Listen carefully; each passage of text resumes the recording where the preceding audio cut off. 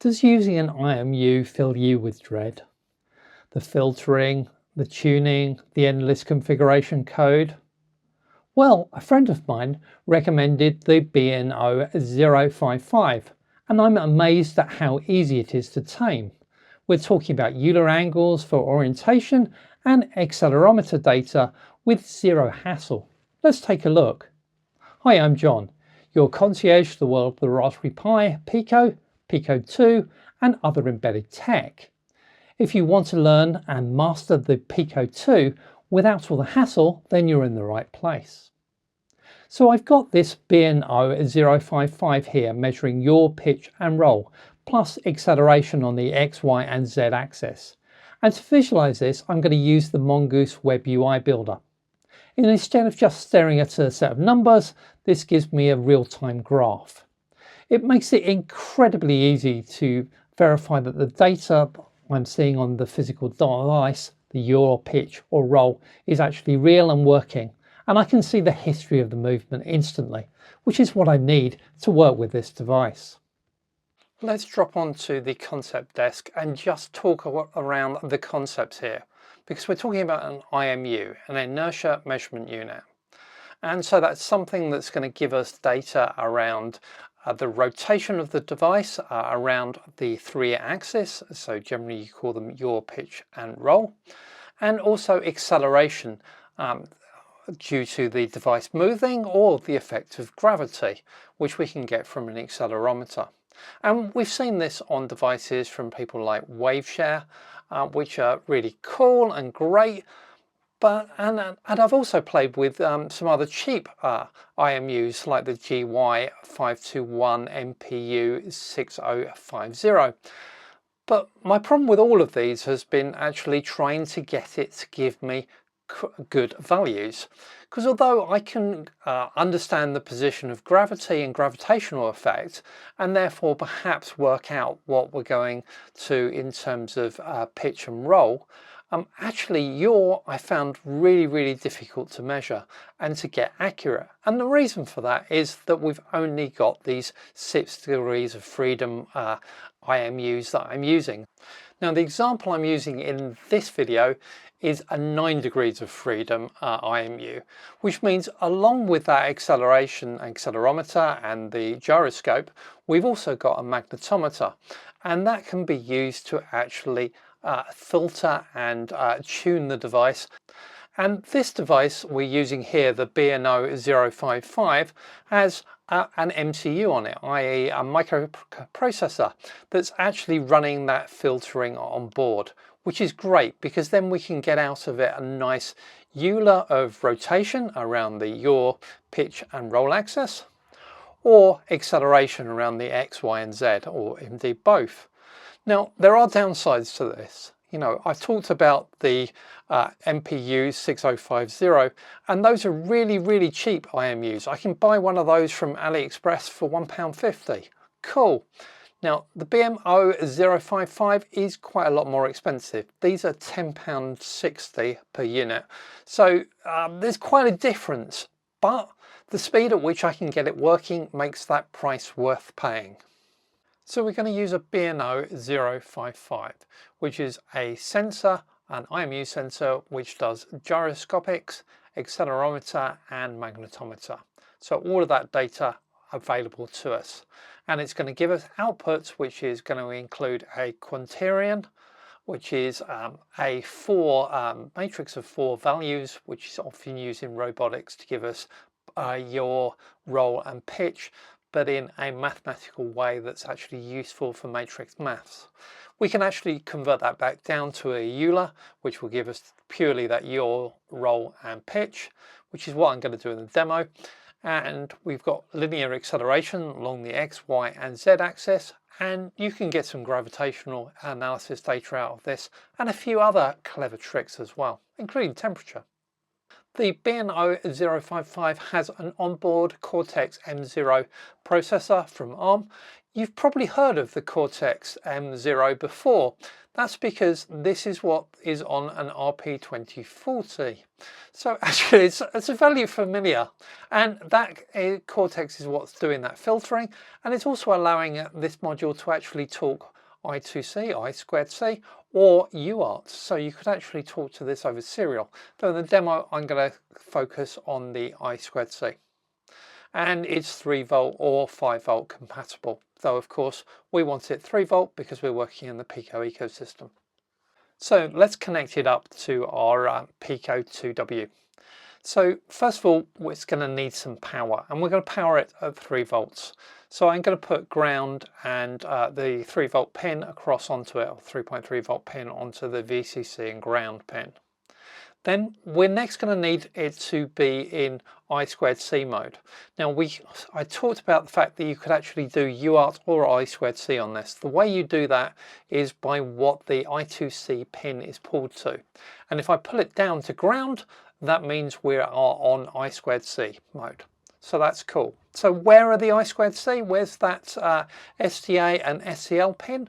Well, SDA is going to come out of the ATX pin on the unit, and SCL out of the LRX pin. So we use those two, connect those up to pin 20 and 21 on our Pico 2W. And that's it. We can now get it working. Now we've been really lucky with libraries on this, because there is already a great library written here called the Pico BNO055 library.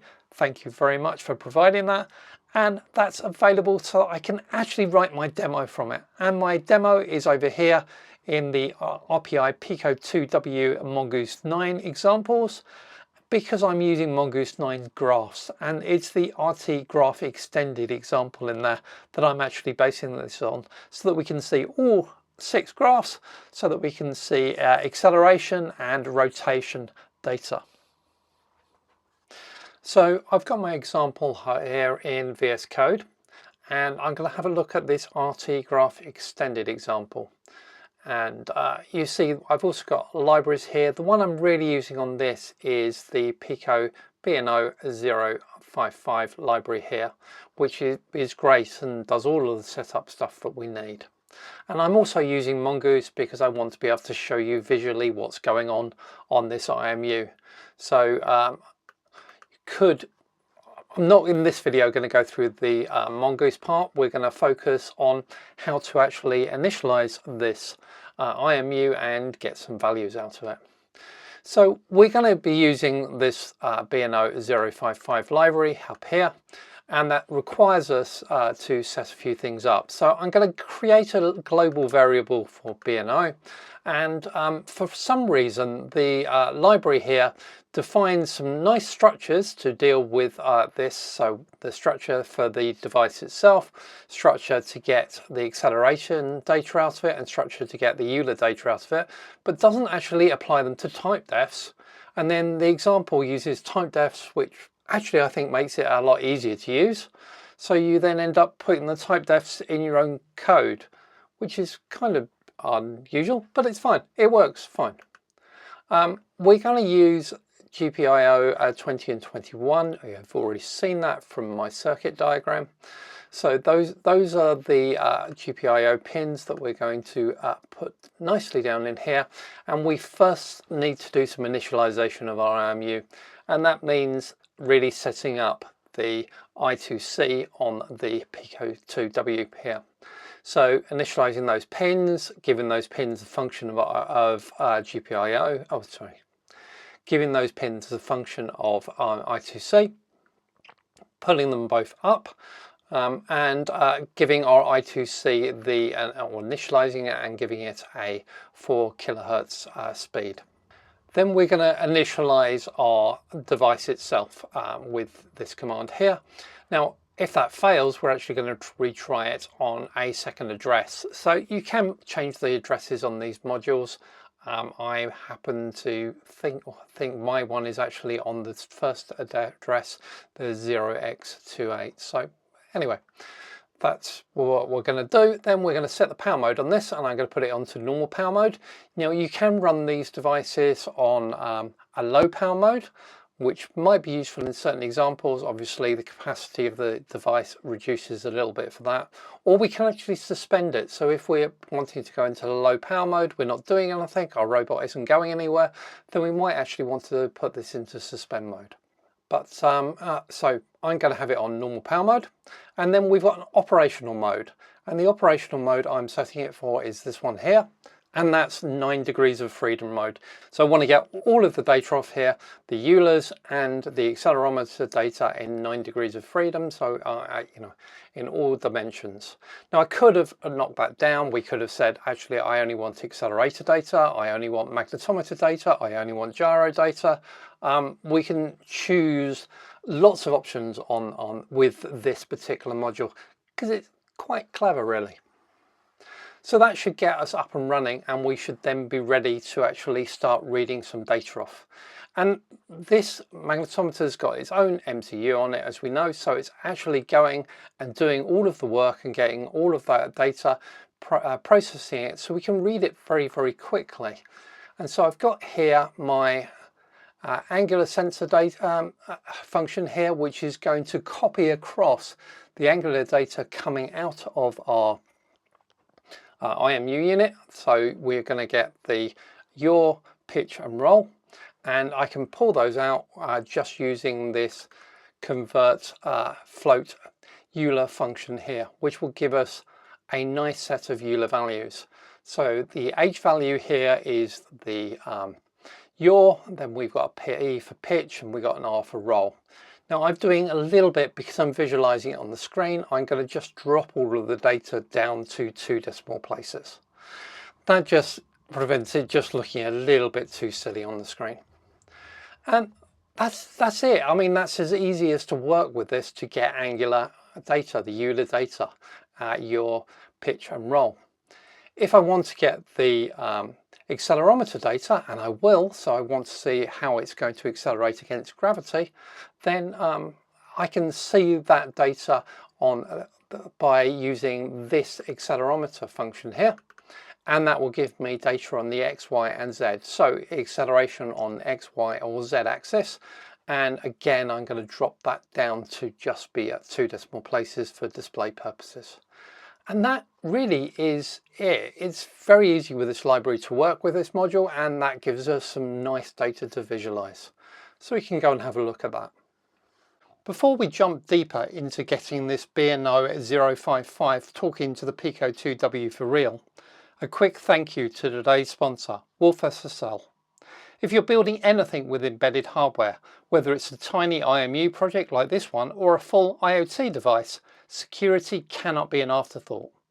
WolfSSl provides a lightweight, blazingly fast TLS and crypto library designed specifically for resource-constrained systems. We're talking microcontrollers, sensors, robots, all the fun stuff we love to tinker with. What I really appreciate is that WolfSSl is optimized for exactly the kind of hardware we're using today. So if you're connecting your Pico 2W to the internet, or just want to make sure your embedded project isn't the weakest link on your network, WolfSSl gives you modern, standard compliant security without eating up all your RAM or CPU cycles. So if you want to secure your next embedded build, check out WolfSSl using the link below. Thank you again to WolfSSl for supporting the channel. Now let's get back to my IMU. So let's have a look at this nice immersion unit, IMU unit, the BNO055. So I've got it set at the moment to display this gyro data around yaw, pitch and roll, and this is being adjusted by the magnetic north. So if I point it about here, which is roughly north to my house, I should be getting somewhere between 360 and a couple of degrees. Now I of course can rotate that all the way around, so we get round to 90 degrees, 180, past 180, and go back right the way around until we go back to north again. So we've got nice accurate data there, and nicely being plotted by Mongoose so that I can see my changes over time. So I can see absolutely that we've got yaw. Now pitch is of course the rotation of this. It's rotation of it in this axis. So if we go up, I can get, there you go, up to 90. We can go down to 90, and it's incredibly stable for reading, which is exactly what I want for my robotics projects. And similarly roll, which is of course rotating the board.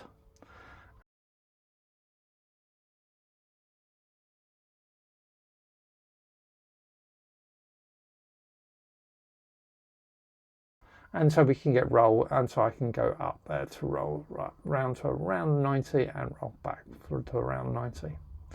Now on the bottom I've got accelerometer data, so you can already see if I'm still, this is the z-axis here is reading around 10, which should be the value of gravity indeed. So if I drop this, I should see gravity just drop a little bit and that z-axis drop.